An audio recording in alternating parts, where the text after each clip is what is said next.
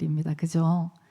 한국은 이제 어머니 날이 아니고 어버이날로 변해졌는데 그 어머니라는 그 개념이 저희들이 참 또 아버지와 또 다른 개념이 또 있는 것 같아요. 그래서 오늘 말씀을 전하면서 우리가 항상 너무나 당연하게 우리 가정에서 어머니들이 하는 일들, 또 우리 가족, 어머니뿐만 아니라 오늘 말씀에 이제 남편들이나 자녀들이나 우리 부모님들이 모두 하는 일들이 우리가 너무 당연하게 생각했던 것들을 다시 한번 우리가 생각하면서 우리한테 생각하면은 thank you, 감사함이 넘친다. 우리가 먼저 한번 생각해 보면 참 감사할 일들이 참 많은 것 같습니다. 그래서 오늘 하나님께서 우리에게 주시는 말씀을 우리의 말씀을 우리가 이제 온전하게 붙들고 우리가 정말 더 우리 한 사람 한 사람을 통해서 더 많은 축복받는 그런 가정과 교회가 되기를 원합니다. 정말 철이 좀 들어야 될 것 같아요. 저도 이제 이 말씀을 준비하면서 어제 이제 문득 한 가지 생각나는 게 있어서 참 엄마는 작년에 돌아가셨지만 엄마한테 참 미안하기도 하고 이 자식들이 철이 든다는 게 참 중요하다 싶은 게 제가 아주 어렸을 때인데 한겨울에 우린 이불 속에 있어도 추운 거예요. 그래서 막 전부 우리 가족, 우리 형제들은 이불 이렇게 쓰면서 보니까 엄마는 부엌에서 이제 아침 준비를 하고 계셨는데 내가 그때 뭐라고 생각을 하고 얘기를 했냐면 아유, 엄마는 춥지도 않은가 봐. 그런 생각인 게 어때요? 문득 생각이 드는 거예요. 그래서 추워도 책임을 다하고 자녀들 위해서, 가족을 위해서 그 희생한 누군가가 있었기 때문에 오늘 우리가 이렇게 있구나 이런 생각을 하면서 오늘도 다시 한번 주님의 사랑, 그 주님께서 우리를 위해서 죽어주셨기 때문에 오늘 우리에게 이런 생명이 있다 이런 생각을 하면서 오늘 우리 한 사람 한 사람이 은혜 받는 그런 시간이 되기를 원합니다. 골로새서 3장 18절에서 25절 말씀까지입니다. 우리 같이 봉독합니다. 아내들아 남편에게 복종하라. 이는 주 안에서 마땅하니라. 남편들아 아내를 사랑하며 괴롭게 하지 말라. 자녀들아 모든 일에 부모에게 순종하라. 이는 주 안에서 기쁘게 하는 것이니라. 아비들아 너희 자녀를 경록해 말지니 낙심할까 함이라. 종들아 모든 일에 육신의 상전들에게 순종하되 사람을 기쁘게 하는 자와 같이 눈가림만 하지 말고 오직 주를 두려워하여 성실한 마음으로 하라. 무슨 일을 하든지 마음을 다하여 주께 하듯 하고 사람에게 하듯 하지 말라. 이는 유업의 상을 주께 받을 줄 알미니 너희는 주 그리스도를 섬기느니라. 불의를 행하는 자는 불의의 보응을 받으리니 주는 외모로 사람을 취하심이 없느니라. 아멘. 하나님께서는 이 세상에 하나님의 뜻 가운데 세운 공동체가 두 개가 있습니다. 그것은 뭐냐면은 가정과 교회가 하나님이 공동체로 세우신 것. 그래서 여기에 가정과 교회에 하나님의 뜻이 그곳에 있기를 하나님 원하신다는 것이죠. 뭐냐면은 하나 되게 하시고 또 사랑의 관계로 우리가 이제 바로 세워져야 된다. 이것이 하나님의 뜻인데요. 성경에 보면은 부부도 한 몸이라고 말씀하십니다. 그리고 자녀들도 부모들과 자녀들도 하나라는 것이에요. 이 굉장히 좀 영적인 그 뜻이기도 하겠지만 부모들의 모든 상처와 쓴뿌리들이 이게 해결받지 않으면 우리가 가장 사랑하는 자녀들에게도 사실 그대로 흘러간다는 것이에요. 아무도 원하지 않습니다. 우린 그저 자녀들을 축복하기를 원하지만 내 속에 있는 상처와 쓴뿌리들이 사실 알게 모르게 영적으로 흘러가니까 바로 부모와 자녀들은 영적으로 소울타입, 그러니까 이렇게 묶여 있다. 이런 이제 얘기로 하나라는 얘기입니다. 교회는 그리스도의 몸이라고 얘기를 하고 우리 한 사람 한 사람은 그리스도의 각 지체라고 하나님 말씀하셨습니다. 그래서 누가 한 사람 아프면 교회 사실 전체가 아파요. 여러분들이 좀 아픈 것이 있으면 목사님과 제가 계속 아픈 거예요. 왜? 우리는 그리스도의 한 몸이기 때문에 그렇구나. 그래서 하나님의 뜻은 우리가 하나 되기를 원하시고 사랑의 관계가 되기를 원하신다. 이게 이제 하나님의 뜻입니다. 근데 여러분, 우리가 정말 하나가 되어 있을까요? 사랑의 관계로 우리가 정말 서로 섬기고 있을까요? 오늘 이제 이 말씀을 전하면서 우리는 마귀의 탓으로 하기 위해서 제가 이렇게 말씀을 전하는 것이 아니고 우리가 깨어서 하나님이 우리에게 주시고자 하는 그 축복을 우리가 온전히 받고 흘러보내는 그런 가정과 교회가 되어야 되겠다는 의미에서 이 말씀을 전하는데 사실 도적이 있어서 도적이라는 것은 영적으로 이제 악한 원수 사탄 마귀를 얘기하잖아요. 그 도적이 사실은 우리를 죽이고 훔치고 멸망시키고자 한다는 것을 우리가 알아야 되는 것입니다. 하나님께서 에덴 동산을 만드시고 너희들에게 다 아담과 하와에게 얘기를 하십니다. 모든 것을 다 먹어도 되지만 저 동산 중앙에 있는 선악과 저것만을 먹으면 안 돼. 오직 우리에게 말씀하신 것은 또 한 가지만을 지키라고 말씀하셨습니다. 다른 건 다 줄게. 저거 하나만 먹지 마. 그런데도 여러분 사람은 하지 말라 그러면 꼭 하고 싶은 이게 이제 죄성이 있다 보니까 고게 먹고 싶어진 거예요. 하나님. 그러는 찰나에 우리 마음이 궁금해지면 마귀들이 이제 오는 것이죠. 그래서 사탄, 뱀이 나타나서 하와를 먼저 유혹을 합니다. 저것은 왜냐하면 저걸 먹으면 너의 눈이 밝아져서 하나님처럼 될 거니까 하나님 먹지 말라고 그러는 거야. 그럼 여러분 우리는 하나님의 말씀을 그때도 붙들었어야지 옳겠습니까? 아니면은 내가 궁금했던 그것을 가져다 주는 마귀의 목소리를 우리가 들어야 되겠어요. 그때도 사실은 하와가 아니야. 분명히 하나님은 먹지 말라 그러셨어. 저걸 먹으면 죽는다 말씀하셨어. 이랬으면 아마 뱀이 아마 또 언제 또 오겠죠. 그러나 이제 아마 그랬을 텐데 하와가 분명히 하나님의 말씀을 불순종하고 그것을 택해버린 거예요. 그래서 죄가 그때부터 우리 가운데 들어왔어. 죄가 들어오면서 어떻게 되었습니까? 우리가 계속 하나님의 말씀을 순종했다면은 하나님과 우리는 계속 영원히 행복하게 아마 에덴 동산에서 살았을 겁니다. 그러나 죄가 들어옴으로 인해서 하나님과 우리의 관계가 깨어져 버리고 말았습니다. 그리고는 부부 관계, 정말 하와가 이제 아담과 하와. 아담은 멀쩡하게 그 남편이 돼가지고 말이야 그냥 지켜주지도 못하고 먹으라 그러고 그냥 이렇게 먹어놓고는 하나님이 나한테 준 저 여자 때문에 그러니 아내가 하되는 거죠. 그래서 부부 관계가 깨어지고 말았던 거예요. 그래서 제일 또 최초로 형제지간 가인과 아벨도 서로 죽이고 이러면서 형제지간도 깨어져 버리고 만 거예요. 그래서 이 모든 것이 죄로 인해서 마귀가 우리의 관계를 계속 깨트린다는 것을 우리는 깨달아야 되는 것입니다. 여러분 에덴 동산부터 지금까지 마귀는 그 일을 똑같이 하는데 오늘날도 마찬가지예요.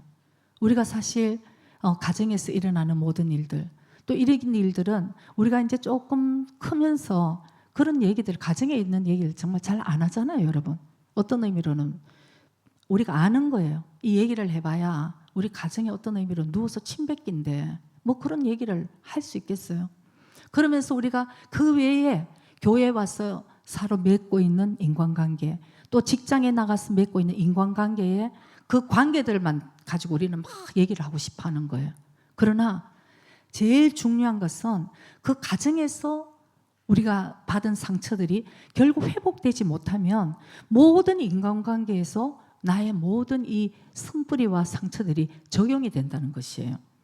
그래서 저 사람과 내가 지금 관계가 틀어졌는데 저 사람이 저래 하기 이전에 나의 모든 배경과 이 뿌리를 한번 내려다보면 가장 근본적인 인간관계의 출발은 가족이었다는 것입니다.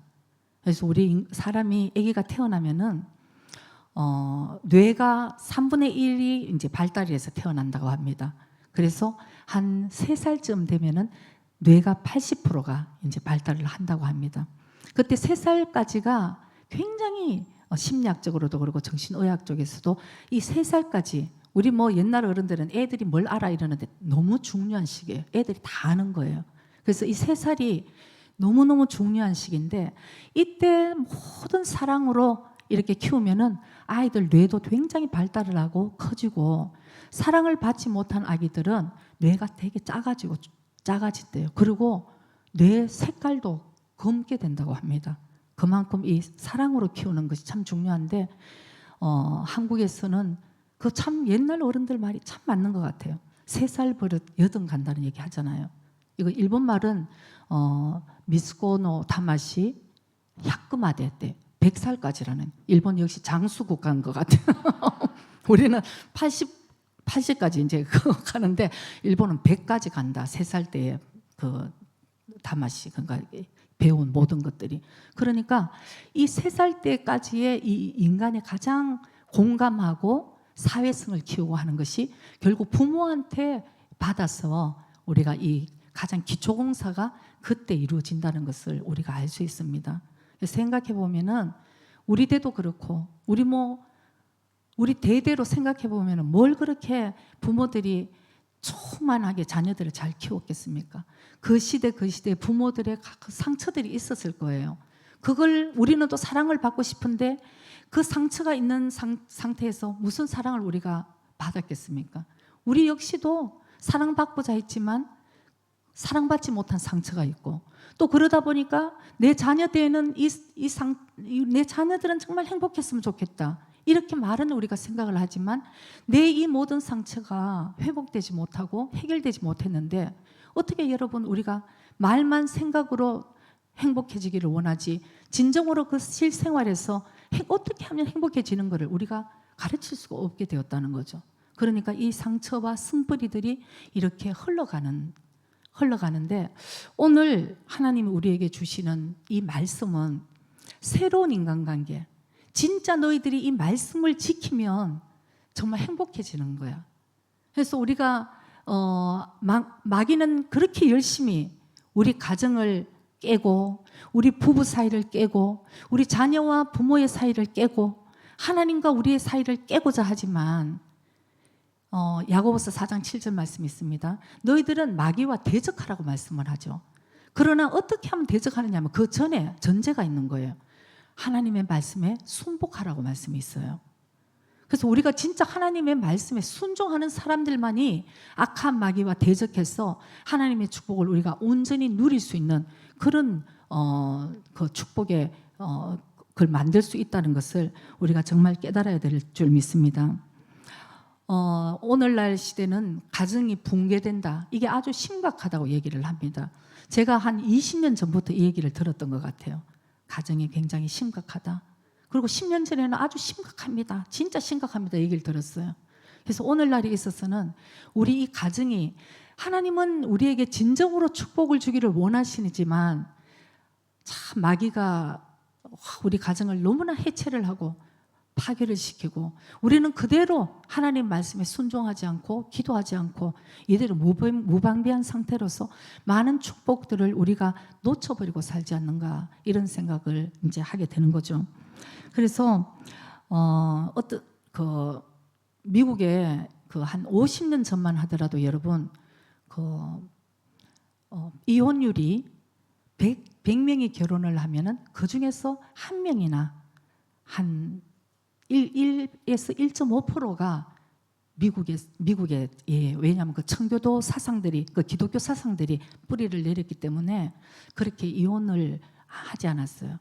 그러나 오늘날은 100명이 결혼을 하면 50명이 이혼을 한대요. 50대 이하. 여러분 미국만 이렇습니까? 일본도 그렇고요. 한국은 너무 빨리 이거 습득을 하는 것 같아요. 한국이 여러분 이혼율 1위래요. 한국이. 그리고 자살률도 1위고. 한국은 뭐든지 빨리빨리 해갖고 막 그냥 좋고 나쁜 거 막 빨리빨리 습득을 하는데, 이 얘기들이 참 너무 안타까운 거예요. 그래서 이 마귀들이 이렇게 우리 가정을 흔들고 이러는데도 우리는 참 많이 무방비 상태에 있었는데, 여러분 옛날에 사탄교회라는 얘기 들었잖아요. 저 유럽이나 미국에, 아마 미국 캘리포니아가 그 정도의 그 발상지인 것 같아요. 그래서 사탄교회가, 이건 제가 한 20년 전에 또 들었는 얘기예요. 20년 전에 들었으니까 오늘날은 더 어떡하겠어요.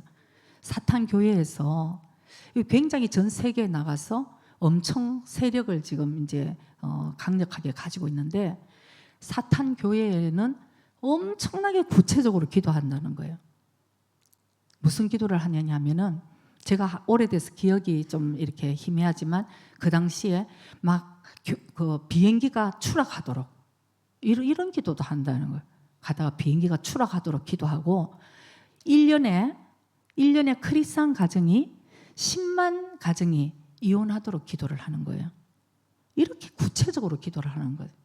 그래갖고 기도 응답을 너무 잘 받는 것 같아요. 거기서는 아주 막 기도 응답 받았는데 우리는 크리스찬이 진짜 이래서 되겠냐 싶은 저는 이제 이런 생각이 드는 거예요. 하나님 말씀대로 순종하지도 않고 막 그냥 이렇게 막 흔들리는 대로 막 밀 까부르는 대로 막 까불리고 이제 이러고 있는 우리의 모습을 이렇게 보면 하나님이 우리에게 가정을 정말 축복해 주시기로 이렇게 하시는데 우리가 그 축복을 참 누리지 못하고 있는 게 아닌가 막 속이 상한 거예요. 그래서 오늘은 마찬가지로 이 가정에 대한 너무나 똑같은 얘기일 거예요. 순종하라, 뭐 사랑하라. 이거 수도 없이 우리가 들었는 얘기인데 정말 다시 한번 우리가 이 말씀을 듣고 그치는 것이 아니고 우리의 삶에 이 말씀을 우리가 행하지 않으면 아무 능력이 나타나지 않는다는 것을 저와 여러분들이 확실하게 깨닫고 오늘부터 다시 한번 회복이 일어나는 그런 시간이 되기를 원합니다. 그래서 원수 사탄 마귀들은 특별히 우리 가정을 공격을 하되 아이들을 공격을 하는 거예요. 왜? 미래의 맥을 끊어버리기 위해서. 요즘은 교회에 아이들이 없다고 하잖아요. 한국에도 아이들이 없어. 그러니까 완전 맥을 끊어버리는 그 다음 세대가 가지 못하도록 이제 맥을 끊는 것 중에 그 1850년경에 그 영국에서 태어난 인류 역사상 가장 강력한 사탄 숭배자가 있었어요. 그 사람의 이름은 앨릭스 베일리라는 사람이에요. 여자예요, 여러분. 여자인데 이 사람이 무슨 얘기를 했냐면은 자기는 늘 사탄에게서 영감을 받는다. 사탄과 이렇게 교제를 깊이 하는 거죠. 그래서 아주 구체적으로 사탄에게 지혜를 얻고 아마 어마무시한 이 전략들을 이제 내려놓고 기도를 하는 거죠. 기도를 하는데 그 중에 아주 구체적으로 기도를 한 것 중에 이제 그 중에 정말 오늘날도 진짜 우리가 많이 당하고 있구나 이런 것 중에 하나가 미래의 우리의 자녀들의 세대는 그 당시 여러분 이게 100년 전부터 기도를 한 거예요. 100년 전부터 이미 이 전략으로 사탄이 앞으로 우리 모든 아이들과 우리 모든 가정을 공략할 것이다. 이거 100년 전의 일이었다는 것이죠. 그래서 참 정말 우리 믿는 크리스찬들은 이 지금 맥을 끊고 있고 이 사탄은 더 왕성해져 가는 어떤 의미는 참 슬프지만 성경적으로 보면 이게 이제 맞아 돌아가는 거죠. 결국은 이제 이 세상이 이제 무너지는 거잖아요. 그러니까 참 그래도 우리 남아있는 자가 얼마나 우리가 깨어서 있어야 되느냐 이런 생각을 그냥 하는 거죠. 그래서 이 앨릭스 베일리라는 사람이 얘기한 것은 미래의 우리 자녀들에 대한 이 공격을 이제 얘기하면서 이 모든 것도 자기는 사탄에게 받았다. 이제 이런 얘기를 하면서 제일 먼저 내놓는 것이 뭐냐면은 아마 동성애가 아마 창궐할 것이다. 이게 결국은 성의 문란이잖아요. 뭐 요즘 어느 나라든지 마찬가지로 일본도 마찬가지, 한국도 마찬가지. 뭐 부부들도 여러분 온전한 부부가 참 없는 것 같아요. 저번에 제가 누가 어떤 자매가 이제 좀 상담을 하고 싶다 그래서 이제 밖에서 좀 안전한 곳에서 이제 만났습니다. 만났는데 그 자매가 어쨌든 말씀대로 한번 살아보려고 이 가정을 지키려고 몸부림치는 자매인데 그 주위에 친구들은 다 애인들이 있대요, 여러분. 진짜. 정말 진짜 놀랐어요, 여러분. 애인들이 있으면서 이 자매에게도 오히려 얘기를 한대요. 그러고 너는 그러고 사냐? 어? 그래서 옛날에 한국에 뭐 바람 안 나면은 장애가 있는 거 아니냐 이런 얘기를 한다고 하는데 이게 이 시대의 이 이제 가치관이고 이 문화가 이제 흐름이 옛날에 일본의 유명한 배우가 뭐 우아기는 분가라고 이제 얘기를 해가 두들겨 맞았는데 오늘날 얘기하면 괜찮을 것 같아. 그 당시 몇십 년 전에 그 얘기를 해서 막 그래도 얼마나 지탄을 받았는데요. 오늘날은 그 얘기가 굉장히 스며드는 정도로 이 세상이 얼마나 악한지 몰라요. 그래서 뭐 결혼을 했는 사람도 마찬가지고 아내가 그런데 남편은 멀쩡하겠습니까? 남편들은 옛날부터 그랬어요. 남편들은 옛날부터 그렇고 이제 아내들은 요즘 그렇고 이제 이게 성의 문란이 어마어마한데 그 중에서 가장 조심해야 될 마지막 때는 동성애. 이제는 뭐 남자와 여자의 관계가 아니고 이제 하다 이제 동성애까지 이제 참고를 하게 될 텐데 그 모든 것이 그 배후에는 사탄이 우리 이제 넘어뜨리기 위한 책략이라는 것을 그 사람이 얘기를 했다고 합니다. 지금 생각하니까 데이비드 월커슨 목사님의 한 50년 전의 책인데 비전이라는 책이 있는데 50년 전에 이 목사님 이미 돌아가셨습니다. 소천하셨는데 그 책 안에 2011년 그러니까 상이지 그죠? 311 그 일본에 그게 예언이 나와 있어요. 다음에 일본에서 큰 쓰나미가 올 것이다. 그 여러분 50년 전에 이미 예언을 하셨거든요. 일본이라고 확실하게 얘기했어요. 어마무시한 쓰나미가 올 것이고 제가 지금 기억하기로는 세 가지를 제가 기억을 하는데 한 가지는 동성애가 창궐할 것이다. 이제는 제가 확실하게 기억해요. 놀이터에서 노는 남자 아기들도 조심해야 된다. 이런 얘기까지 책이 있었고요. 제일 마지막 때는 이제 마지막에 가면 갈수록 이제 지하교회로 이제 가게 되니까 준비해야 된다는 말씀이 거기에 있었던 것이 제게 생각이 납니다. 그래서 이 동성애가 사실은 하나님이 지으실 때 이 창조 질서를 완전히 위배하는 거잖아요. 하나님은 분명히 남자와 여자를 지으셨어요. 그러니까 요새 젠더 그러고 막 이렇게 인간들이 얘기를 하는데 그거는 자기가 그러고 싶고 우리 사람이 그러고 유럽의 어느 그 나라에 보니까 제가 얼마 전에 한 2주 전인가 뉴스를 보다가 참 이런 시대구나. 유럽에는 여러분 그 어떤 나라에서 4살이 되도록 그 아들을 놓고 딸을 낳아서 너는 아들이야, 너는 딸이야 얘기를 하면 안 된대요. 4살이 될 때까지 그냥 얘를 키우는 거야. 막 핑크도 입혔다가 그냥 파란 거 입혔다가 막 지금 한국에도 요새 그러더래요. 그 딸을 핑크 입히면 안 되고 아들 저 파란 거 입히면 안 된다고. 참 하여튼 빨리빨리 그런 습득은 잘하는 것 같은데 그래서 4살이 됐을 때 이 아이에게 결정하도록 한대요. 너는 여자가 되고 싶어? 남자가 되고 싶어? 근데 걔는 남자였는데 마침 남자가 되고 싶다 해서 내가 가슴이 아이고 다행이다.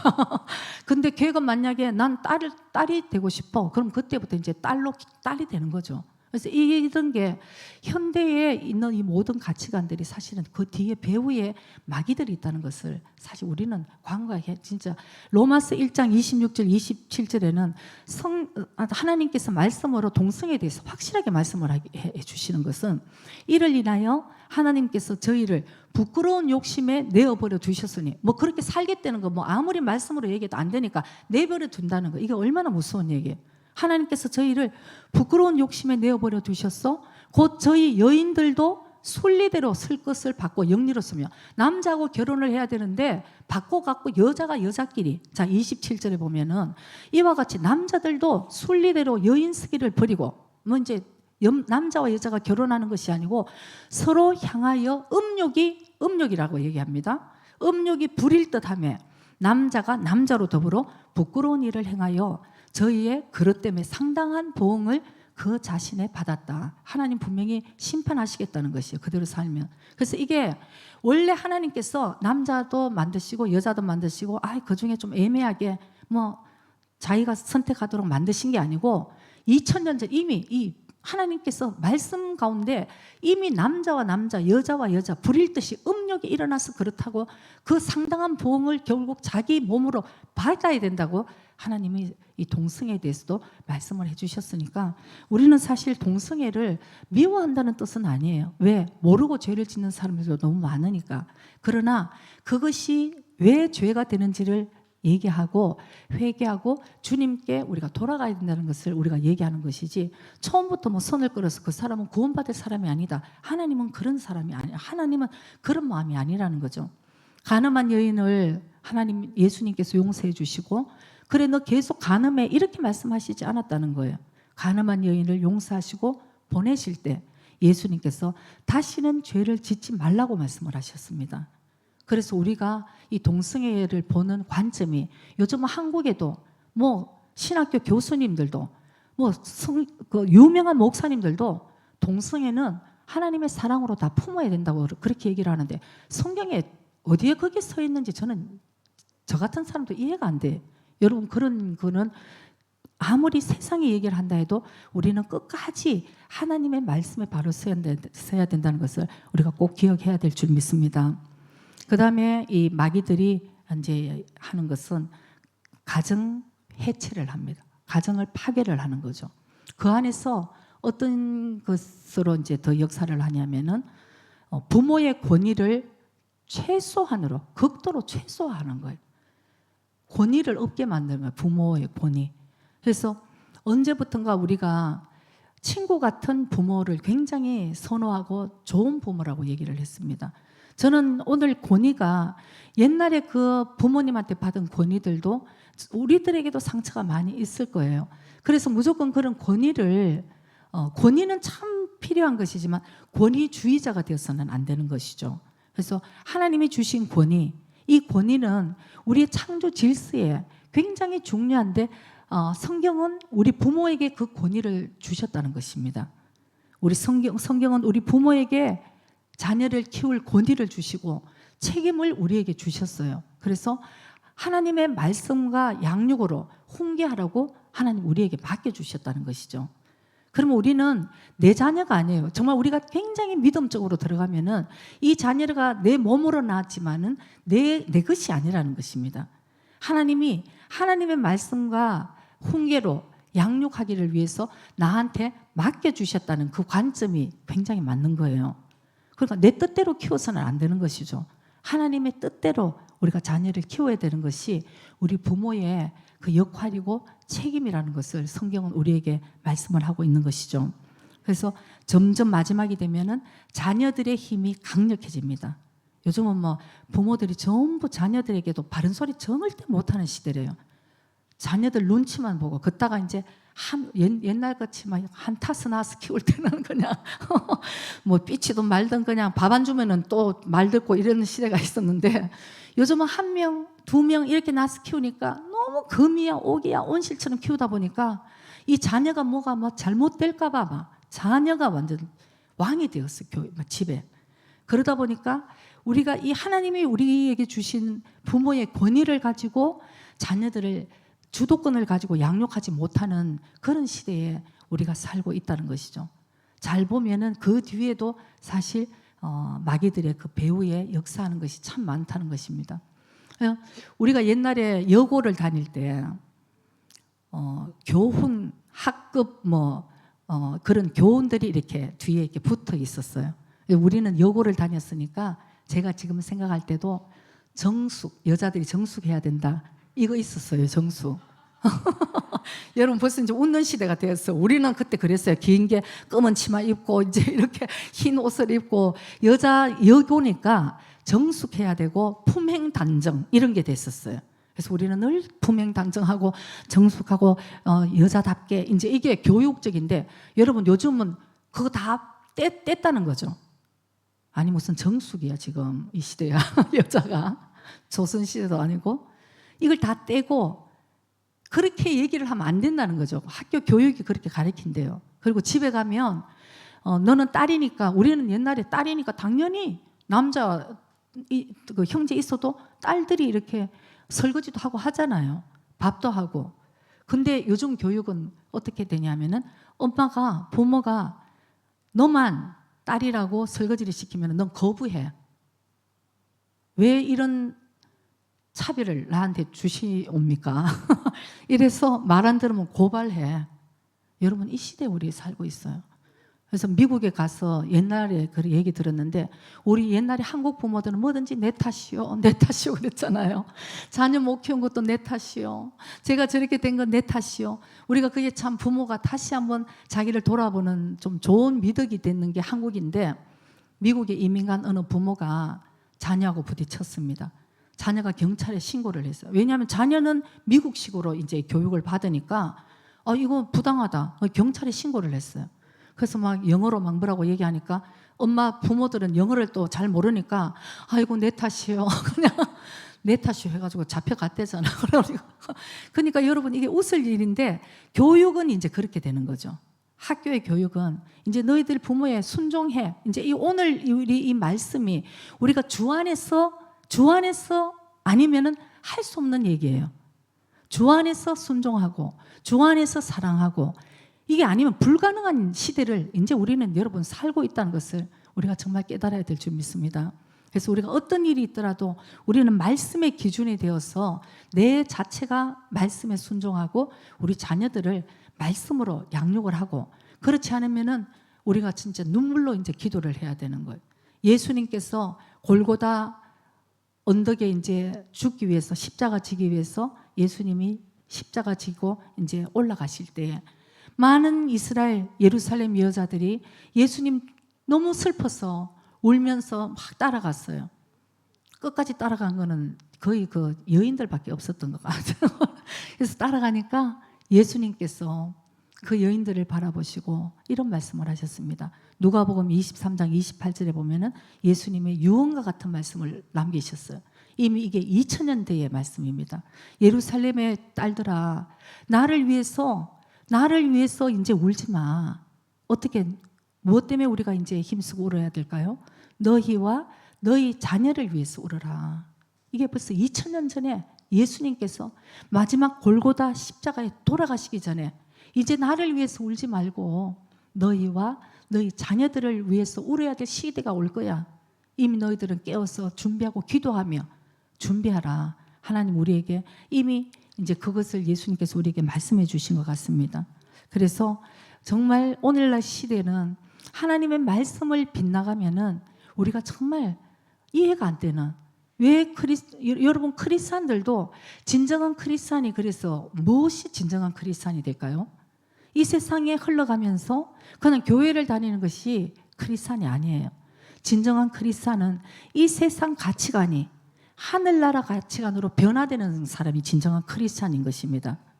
무슨 일이 있어도 하나님 나라 가치관으로 하나님의 말씀으로 우리가 이제 살아가는 것이 진정한 크리스찬이라는 것을 우리가 정말 기억해야 될 줄 믿습니다.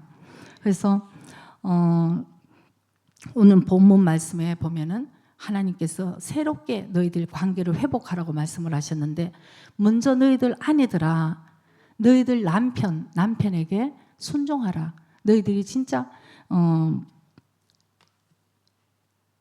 이는 주 안에서 마땅하다 순종하라. 그래서 옛날에 어떤 자매님이 그러더라고요. 그러니까 오늘 이 아내들아 남편들아 종들아 또 자녀들아 아비들아 이 모든 말씀을 이렇게 읽어보면 너무나 단순하고 맞는 말씀인데도 여러분 의외로 우리가 참 지키기 힘든 말씀인 것 같아요. 순종하라. 남편에게 순종하라. 우리 아내에게 말씀을 하셨는데 옛날에 어떤 부부싸움을 했는 자매와 제가 얘기를 듣다가 그래도 자매님 우리는 하나님의 말씀에 순종해야 되잖아요. 그러니까 우리가 주님 말씀대로 남편에게 순종하자. 하나님 보고 순종하자 그랬더니 그러는 거예요. 하나님 진짜 하나님께서 순종하라 그러셨지만 자기가 생각할 때는 남편에게 순종한 사람은 휴거 당할 만큼은 훌륭한 것 같아요. 뭐 말씀 다 지켰다는 거죠. 남편한테 순종하는 여자들은. 그런데 그 정도로 힘든 거예요, 여러분.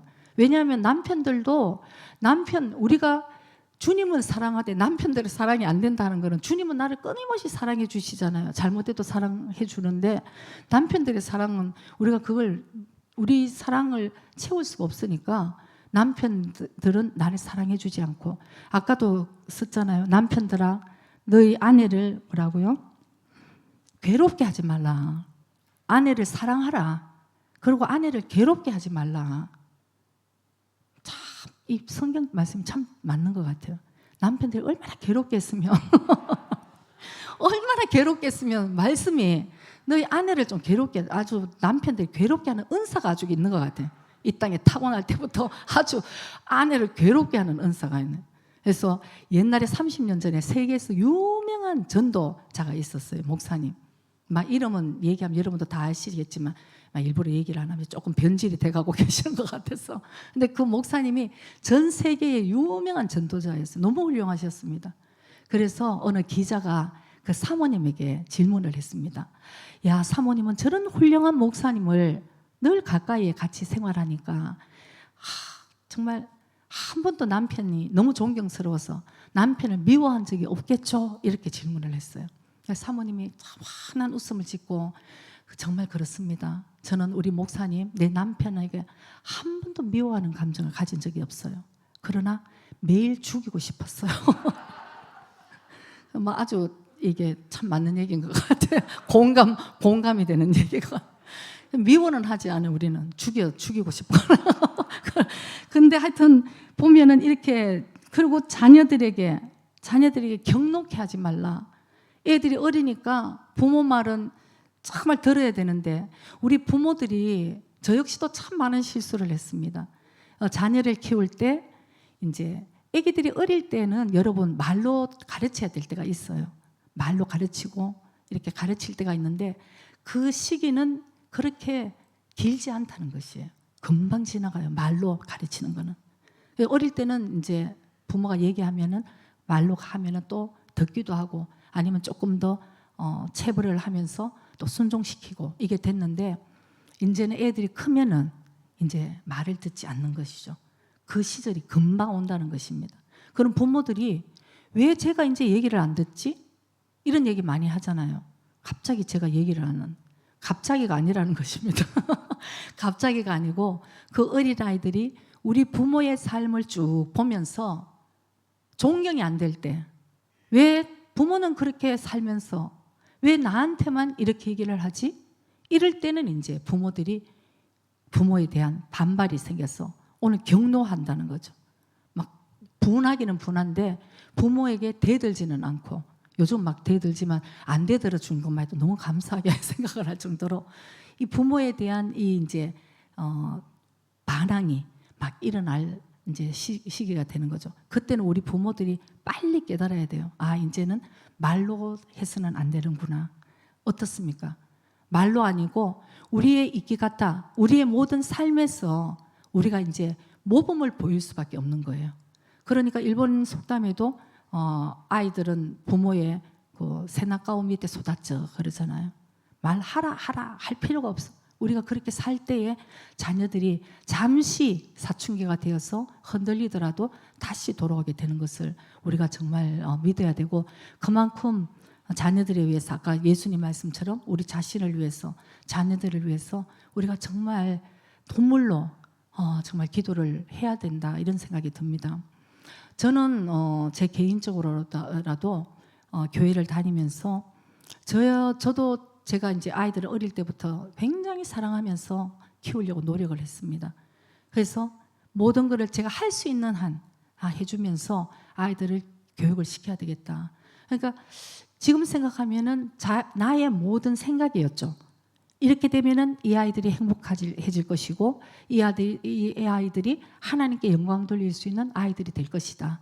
그래서 최고가 되라고 얘기를 한 적도 있고, 정말 이렇게 해야 된다고 계속 강압적으로 얘기를 한 적이 많았습니다.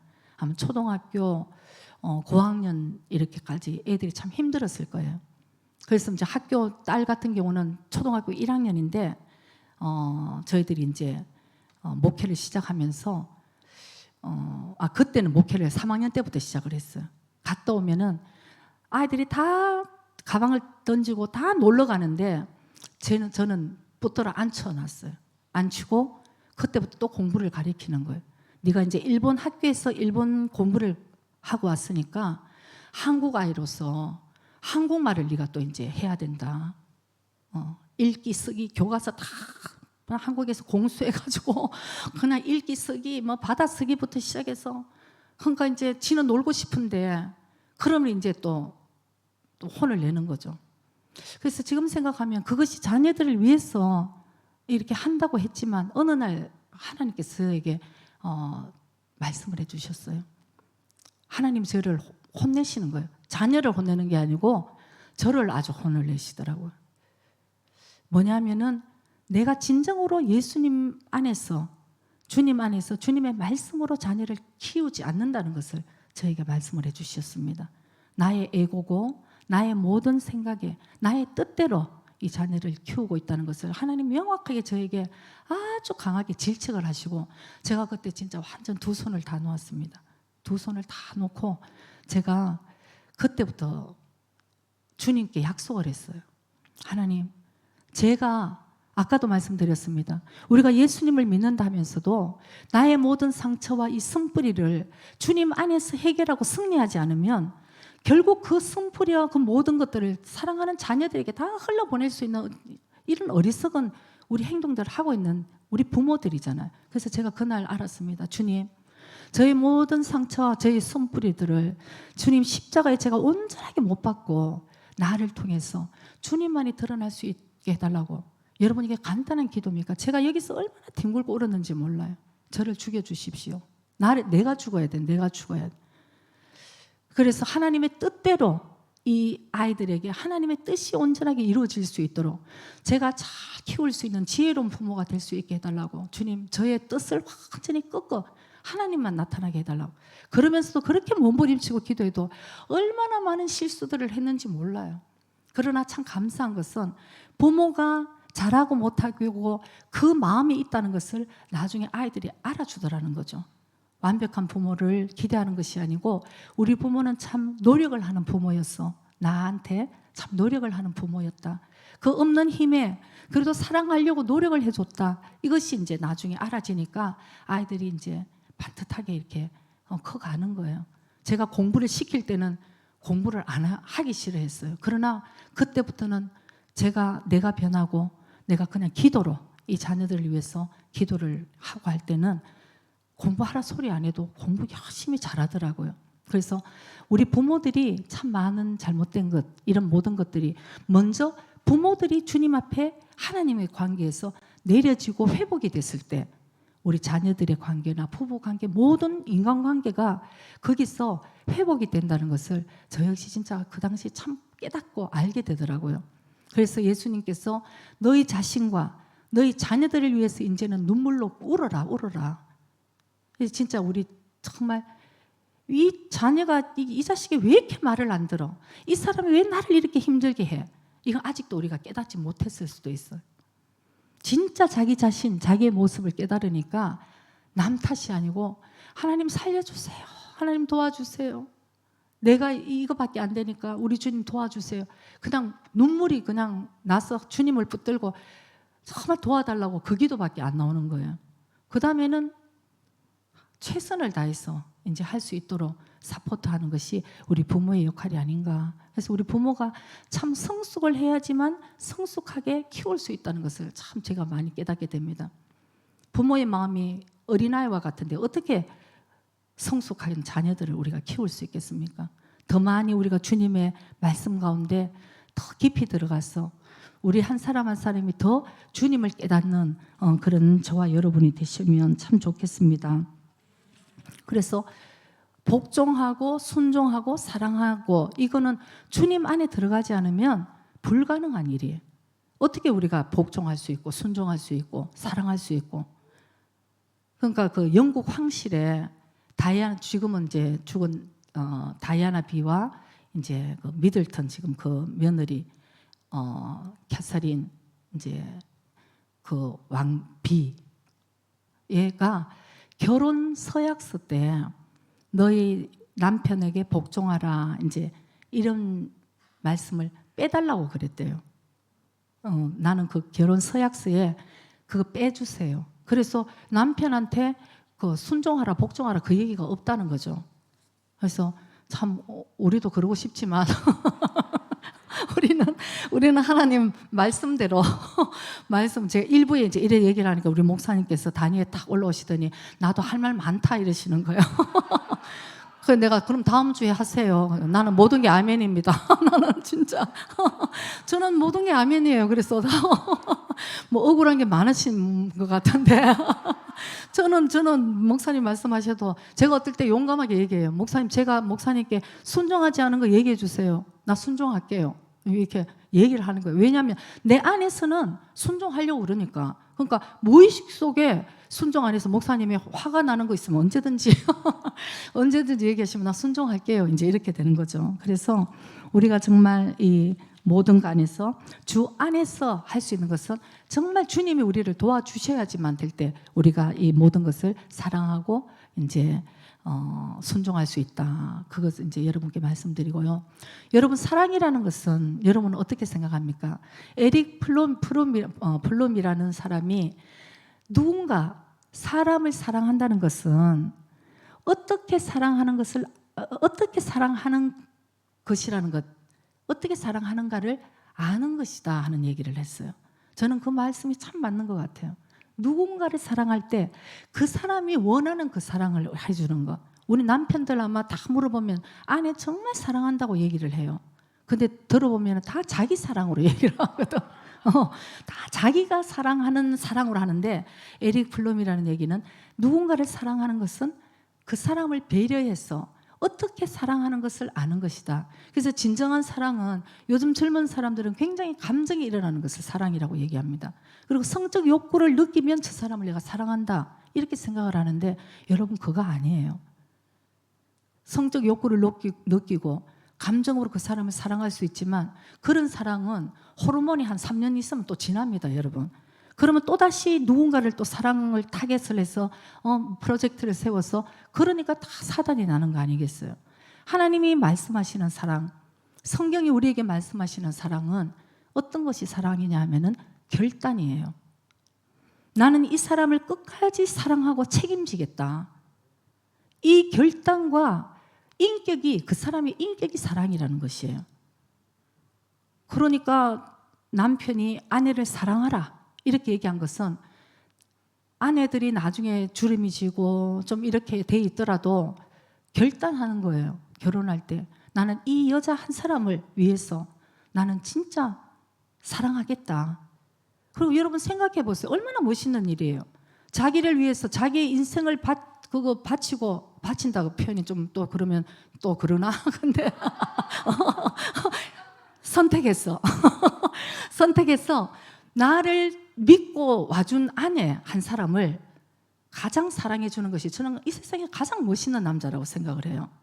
그리고 그 사랑을 보고 자녀들은 부모를 존경하고 진짜 그렇게 되는 아름다운 가정이 된다는 것이죠. 그래서 하나님이 우리에게 말씀하시는 사랑은 끝까지 책임지고 나의 인격으로 그 사람을 대하는 그 사랑을 우리에게 요구하시. 그러니까 사랑하지 못할 사람도 사랑할 수 있는, 사랑해야 되는 사랑. 용서할 수 없는 사람도 용서할 수 있는 그런 사랑. 내 결단하는 거죠. 나는 이 사람을 끝까지 사랑할 거야. 왜? 하나님의 말씀이 그랬으니까 난 저 사람을 용서하고 끝까지 사랑할 거야. 이 사랑이 하나님 우리에게 요구하신다는 것을 우리가 꼭 깨달아야 될 줄 믿습니다. 그래서 이 관계라는 것은, 사랑의 관계는 제일 중요한 것은 자기의 중심적인 생각을 내려놓는 것이에요. 아까도 사랑한다 그러면서 내 마음대로 하는 것은 사랑이 아니는 거죠. 왜 그럴까요? 이 세상의 모든 남편들을 물어보면 다 사랑한대, 자기 아내를. 그럼 아내한테 물어봐요. 아이고 저 사람 사랑하는 거 아니라 왜? 자기 마음대로 하면서 사랑한다 하니까. 진짜 사랑하는 것은 아내가 알아요. 아, 남편이 나를 정말 사랑하는구나. 이런 마음에서. 그러니까 우리가 자기 중심적인 것을 내려놓는 것이 굉장히 중요하다.